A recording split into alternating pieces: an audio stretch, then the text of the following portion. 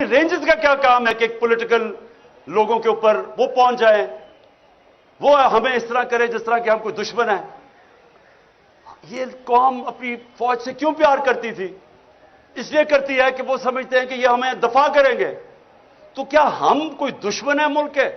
ये जो चोर ऊपर बैठा दिए हैं, जिनके अरबों डॉलर बाहर पड़े हुए हैं, चोरी करके पैसा बाहर, इनकी ईदें बाहर, इनके इलाज बाहर, इनकी शॉपिंग बाहर, इनके टब्बर सारा बाहर, उनके लिए खड़े होकर और हमारे जैसे लोगों के ऊपर इस तरह का बर्ताव करते हैं।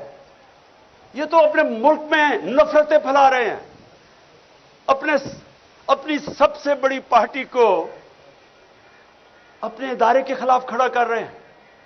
ये तो कोई दुश्मन दुआ करेगा कि पाकिस्तान में यह हो जाए। यही इस पाकिस्तान में हुआ था। क्या हुआ था कि सबसे बड़ी जमात के खिलाफ हमने फौज खड़ी कर दी। तो क्या सबक नहीं मिला कि मुल्क टूट गया था?